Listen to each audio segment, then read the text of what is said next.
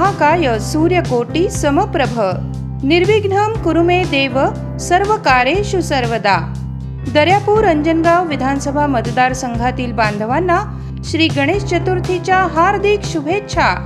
शुभेच्छुक captain Abhijit Anandrao Adsul, माजी आमदार दर्यापूर अंजनगाव विधानसभा मतदारसंघ। श्री गजानन वाकोडे, शिवसेना जिल्हा संपर्क प्रमुख अमरावती। श्री गोपाल पाटील अरबट, जिल्हाध्यक्ष अमरावती व समस्त शिवसैनिक अमरावती जिल्हा।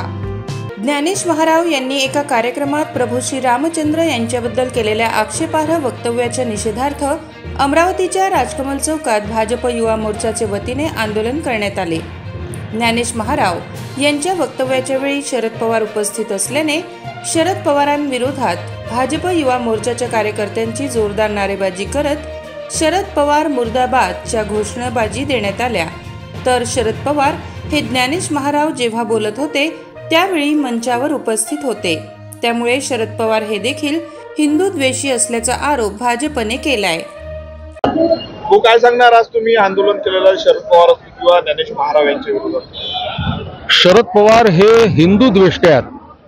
वेळोवेळी शरद पवारांची हिंदू द्वेषाची भूमिका ही वारंवार दिसत असते। छत्रपती शिवाजी महाराजांना जाणता राजा न म्हणणे आणि स्वतःला जाणता राजा लावून घेणे हा मुद्दा जसा समोर होता, तसाच आता नुकताच त्यांनी संभाजी ब्रिगेडच्या एका मंचावर कोणी ज्ञानेश महाराव नावाचा कोणी इसम हा प्रभू श्रीरामचंद्राबद्दल आणि पूर्ण महाराष्ट्राचं आराध्य दैवत असलेल्या स्वामी समर्थांबद्दल अत्यंत टोकाची द्वेषमूलक आणि त्यांच्यावर टीका करणारी आणि अतिशय घाणेरडे अपशब्द त्यांच्याविषयी वापरत होता।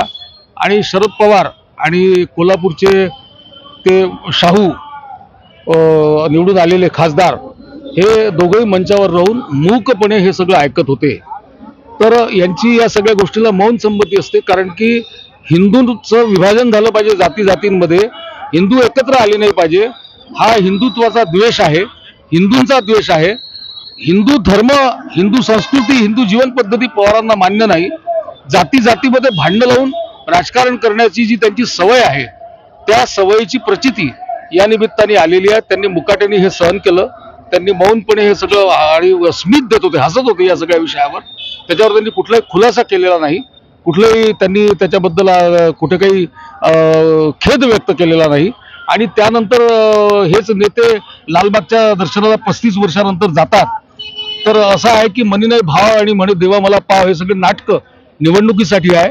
हिंदूंच्या लक्षात आलं पाहिजे आणि येत आहे लक्षामध्ये की महाराष्ट्रामध्ये जाती जातीमध्ये भांडण लावण्याचं काम कोण करत आहे, कोणाची याला फूस आहे।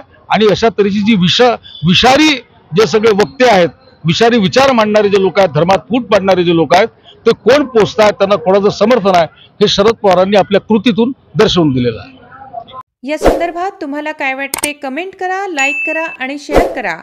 चॅनलला सबस्क्राईब करायला विसरू नका।